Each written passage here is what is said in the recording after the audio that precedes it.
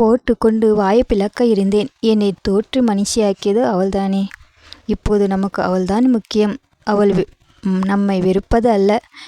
இப்பொழுது சுசிக்கும் நம்மை போல 22 வயதுதான். ஆனால் இன்னும் 10 ஆண்டுகளில் அந்த பெண்ணுக்கும் திருமணம் முடிக்க வேண்டியிருக்கிறது.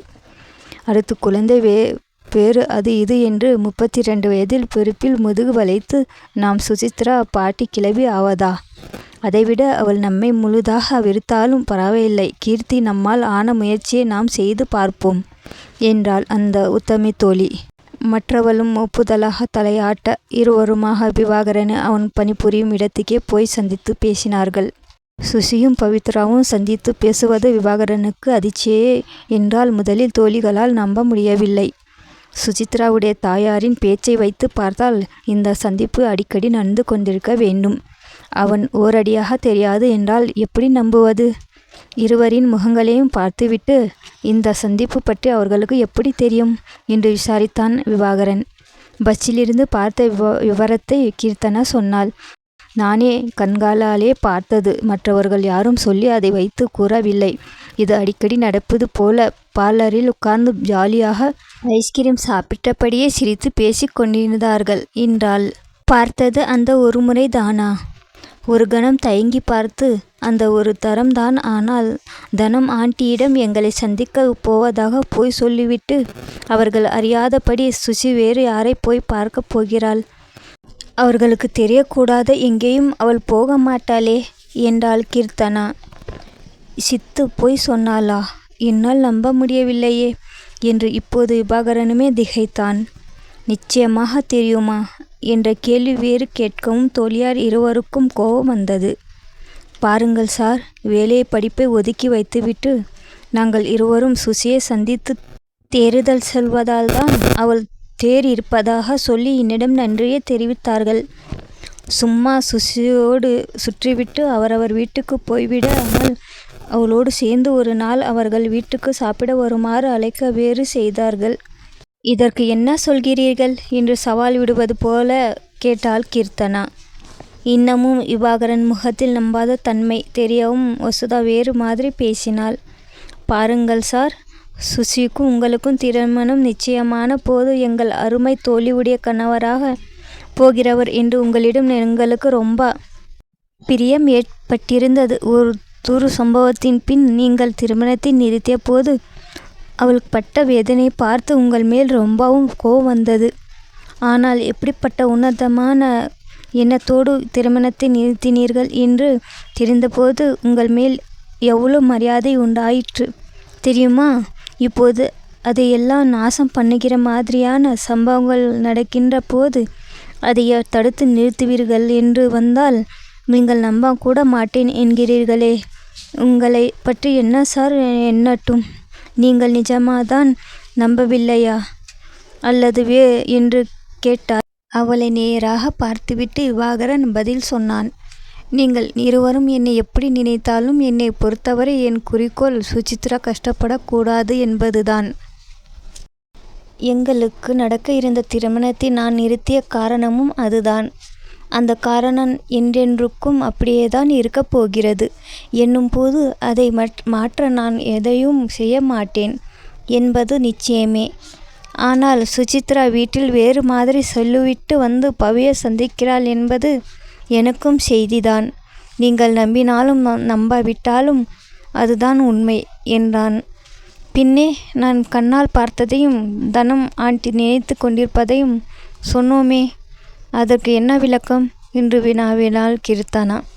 அதை நீங்கள் உங்கள் தோழியிடம் கேட்கவில்லையா என்றான் அவன் யோசனையோடு. எப்படி கேட்பது என்று விடுக்கென கேட்டாள் வசுதா.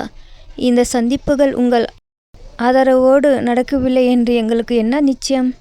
பெற்ற தாயிடம் போய் சொல்லும் அளவுக்கு சுசி போயிருக்கிறாள். எவ்வளோ அருமையான பெண்! இந்த அளவுக்கு போவது என்றால் இதற்கு அடுத்த அடி எடுத்து வைக்கவும் துணிந்திருப்பாளே என்ற அச்சம் எங்களுக்கு. அதனால்தான் உங்களிடம் கேட்டு பார்க்கலாம் என்று வந்தோம் என்றாள் அவள். இதற்கு அடுத்த அடியாக என்ன என்று தலையை தடவிவிட்டு கொண்டான். சட்டென நிமிர்ந்தான்.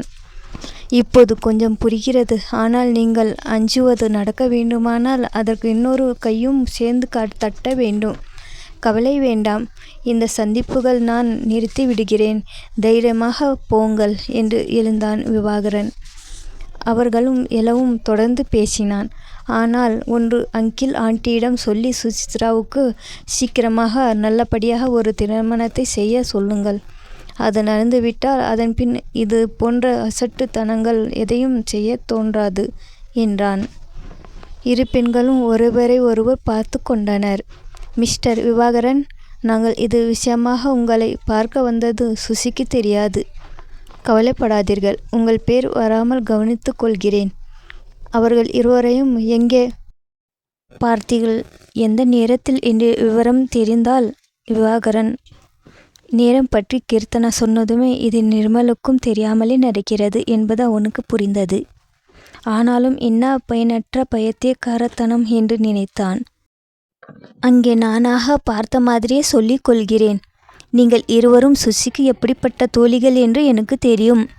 அதில்லாமல் இவ்வளவு முயற்சி எடுக்க மாட்டீர்கள். எப்பொழுதும் இந்த அன்புடனேயே அவளிடம் நடந்து கொள்ளுங்கள். இப்பொழுது நிம்மதியோடு கிளம்புங்கள் என்று கரம் குவித்தான். திரும்பவும் வழியில், சே, மனிதர் நல்லவர்தான் அப்பா என்றான் கீர்த்தனா. பொறு, அவர் சொன்னதை செய்து முடிக்கட்டும், அப்புறமாக முழுதாக நம்பலாம் என்றாள் மசுதா சூடுபட்ட பூனையாக. கீர்த்தனா சொன்னது அப்பாற்பட்ட உண்மை என்று நேரடியாக கண்டறிய விவாகரனுக்கு 3 நாட்கள் பணியில் அரை நாள் விடுப்பு எடுக்கும்படி நேர்ந்தது. அவளுடைய அக்கா மகளும் சுசித்ராவும் சந்தித்த வேளை நிர்மல் டென்னிஸ் பயிற்சியில் இருக்கும் சமயம் என்பதால் சரியாக அந்த நேரத்தில் அந்த பகுதிக்கு வந்து காத்திருந்தான். 2 நாட்கள் விருதுவாக காத்திருந்து விட்டு வீட்டுக்கு போனான். 3வது நாள் சுசித்ராவின் ஸ்கூட்டர் கண்ணில் பட்டது. பின்னால் பவித்ரா அமர்ந்திருந்தாள். எவ்வளவு சந்தோஷமாக பார்த்திருக்க வேண்டிய காட்சி என்று ஏங்கிய மனதை அடக்கி கொண்டு மறைவாகவே இருந்து கவனித்தான். இன்றைக்கு இருவரும் பழசாறு குடிக்க போனார்கள். ஐஸ் போட வேண்டாம் என்று வெறும் சாறை வாங்கி சிறிது பேசியவாறே அவர்கள் அருந்திய விதம் இது அடிக்கடி அல்லது அவ்வப்போது நடப்பதே என்பதை பறைசாற்றியது. இதற்காக பெற்றவர்களிடம் போய் வேறு சொல்லிவிட்டு சுசித்ரா வந்திருக்கிறாள் என்றால் அவளுடைய தோழிகளின் கோபம் நியாயமானதுதான். ஒரு நண்பனின் பைக்கை இரவல் வாங்கி வந்திருந்தவன் தூசிக்காக மூக்கை மறைப்பது போல கைக்குட்டையால் கட்டியிருந்ததால் அவன் பின் தொடர்ந்து சென்றதை பெண்கள் இருவருமே கண்டுபிடிக்கவில்லை. பவித்ரா வீட்டுக்குள் செல்லும் பூவரை பார்த்திருந்து விட்டு ஸ்கூட்டர் கிளப்ப முயன்ற சுசித்ரா வழியே மறைத்து நின்ற விவாகரனை பார்த்ததும் திகைத்து விழித்தாள். அந்த எதிர்பாராத சந்திப்பில் தன்னை மீறி மனம் நெகிழ தொடங்கியவளை சற்றும் நியாயமற்று அவனது குற்றச்சாட்டு ஆத்திரத்துடன் நிமிர வைத்தது. இதற்கு எதிர்காலம் கிடையாது என்று தெரிந்திருந்த போதும் விவாகரனோடு ஏதோ ஒரு தொடர்பு என்பதே சுகமாக அவனுடைய அக்கா மகளுக்கான சந்திப்பை நீடித்து கொண்டிருந்தவள் சுசித்ரா திடீரென அவனின் எதிர் வந்து நிற்கவும் சில கணங்கள் அவளுக்கு எதுவும் புரியாத திகைப்பே இருந்தது. ஆனால் உடனேயே அவனது அருகாமைக்காக ஏங்கியிருந்த அவளது கண்ணும் மனதும் குளிர விபு என்றாள் ஆவலாக. ஏற்கனவே அவளை பார்த்து இந்த தவிப்பை அனுபவித்து விட்டதாலோ என்னவோ விவாகரனால் உணர்ச்சி வசப்படாமல் பேச முடிந்தது. இதே பார், உன்னிடம் கடுமையாக பேச எனக்கு மனமில்லை. ஆனால் இது என்ன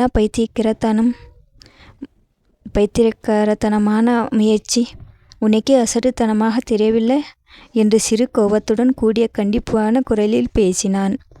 அவளுக்கு மெய்யாகவே புரியவில்லை. மலைகின்ற பருவத்தில் இருக்கும் ஒரு சிறு பெண்ணுக்கு, அதிலும் சமீபத்தில் தாயை இழந்தவளுக்கு பெண்ணுக்கும் பெண்ணாக உதவுவதில் அசட்டுத்தனம் எங்கிருந்து வந்தது? அது எப்படி பைத்தியக்காரத்தனம் ஆகும்? நீங்கள் என்ன சொல்கிறீர்கள் விவா? இதுவானாலும் எனக்கு சுத்தமாக புரியவில்லையே என்றாள் மெதுவாக. இழுத்து பிடித்திருந்த அவனது பொறுமை மறைந்தது. சுசித்ரா ஒன்றும் முட்டாளில்லை என்பது அவனுக்கு தெரியும். வீட்டில் போய் சொல்ல துணிந்தவள் ஆகா பட்டு கொண்டதும் அவனிடம் நடிக்கிறாள் என்று நினைத்தான். கதை முடிந்தது. இதே கதை தொடரும். கதை பிடிச்சிருந்தா சப்ஸ்கிரைப், லைக், ஷேர், சப்போர்ட் பண்ணுங்கள்.